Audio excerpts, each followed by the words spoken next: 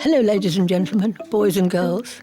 I thought you might like to know that in the spirit of punk rock, the following show includes what we often refer to as language. So if, like me, you are offended by such words and phrases as arse, bollocks, tit, wank, titwank, felch, bastard, rotter, arse bandit, cum guzzler, mother licker, mother sucker, motherfucker, twat, binge juice bottler, kiddie fiddler, and of course cunt, then you might wish to turn over or fuck off. Thank you.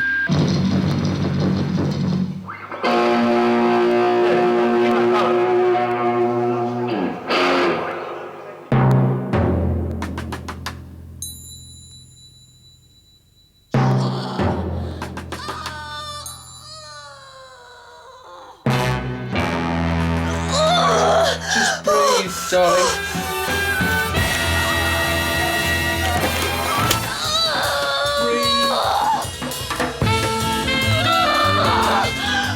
Breathe. I'm breathing! It's getting nice and big. Push, the little fucker. Here comes the little one now. 1, 2, fuck you!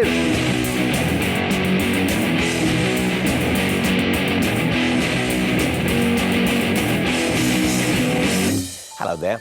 Before we leap into the writhing mosh pit that was British punk rock circa 1976 through to 1977, I thought I'd offer up something in the way of an explanation. You see, about 6 months ago, those terribly nice, terribly young people who run BBC Three came to me and asked me if I'd like to make a documentary of a personal nature on the subject of punk rock, a subject which remains distressingly important to me to this very day. I, of course, said yes, and the end product awaits you immediately after this somewhat apologetic ramble. But I really wanted to start by letting you know what you were getting yourself into and what you might or might not be getting out of the experience. What this isn't is a definitive history of punk. It is not a scholarly essay on that shambolic movement, its purpose, its roots, its legacy. What it is a raucous, rough-around-the-edges celebration tinged with misty-eyed nostalgia and more than just a little mournful longing for the most exciting, radical, revolutionary and unforgettable 18 months of the last century, at least according to the hazy memory of one who lived through that glorious period. From November 1976 to March 1978, this is what all the fuss was about. Britain in the mid-70s was really beige. It's kind of disturbing, confusing, a wreck, boring. Everything was shut. Everything was permanently shut, 24 hours a day. You couldn't get an avocado.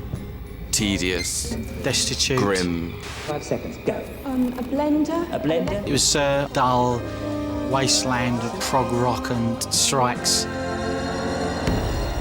Britain as a whole, I think, was a really closed, narrow, dark place. Bankruptcy. While Britain went onto a 3-day week. Ruination. Yes, ruination. The cheese board. Oh, cheese board, yeah. The drill. We've got the... So it was bloody boring and it was deathly tedious, but something was bubbling under. Something exciting was about to happen if you only knew where to look. Have a look through the round window.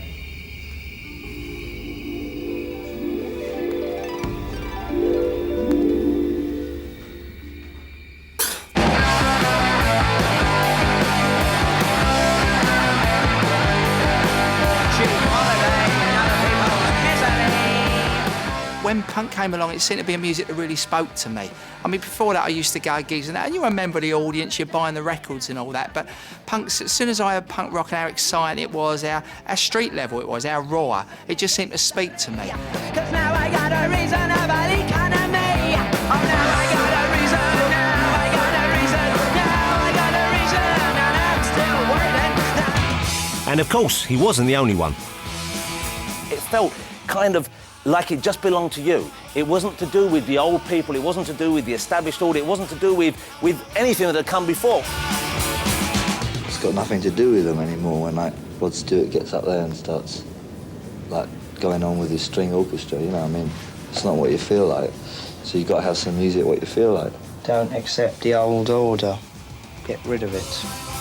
you joined that small, select group of people who weren't afraid to say, you know what, we don't want to be like you anymore. It was like some weird, exotic disease that you've seen in horror movies where there's a worm that eats its way in through your ear and lays its eggs at the back, and then it goes out the other side and you think, well, that's gone. I'm glad I'm rid of that. But then, little do you know, the eggs, they're going to hatch. They're inside there. They're going to hatch. They're going to come out. And one day, you've got a head full of worms. Punk emerged as something quite frightening for the industry. And people forget that now because we're all very used to seeing footage of the Sex Pistols and so forth. And we tend to think it was always easy and they just stepped in. But it was a revolution. It empowered people to get up their arse and do something that I think without it they wouldn't have. When it first happened, it seemed as if punk had come out of nowhere. I had no idea there were other movements and other influences and other bands that had led us almost inevitably to that moment. Now, of course, you look back and you know there were some brilliant people making some brilliant music before them that inspired them. The boy looked at Johnny.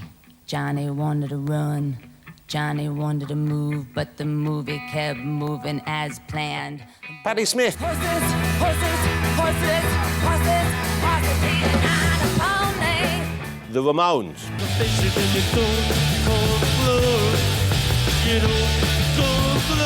Iggy Pop.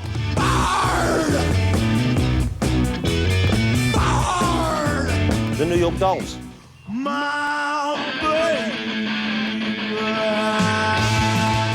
I like New York Dolls because they were nasty and mean and they wore makeup and they didn't give a shit and they played god-awful rock and roll and they had good names and good hairdos.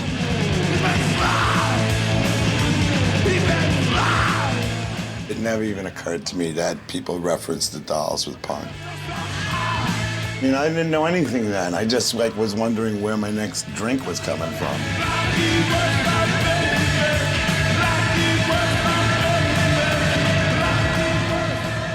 You know, there are times when I really genuinely believe that my life and the life of my close friends and family would be vastly improved if I had never experienced punk rock in any way. As it is now, I find myself comparing just about every modern experience I have with that time and find it wanting. It must drive them nuts. So your feelings about it as you look back on it now? Well, I look back on it as essentially a missed opportunity, I think. The overriding feeling is something which I did participate in and I did enjoy, but nowhere near to the extent that I could or I feel should have. But I still think, you know, I wish I had done more. I've been more places, seen more bands, been involved more in the people who I now look back on with great admiration for having been bolder back then and having kind of like, you know, led the way. Mm-hmm.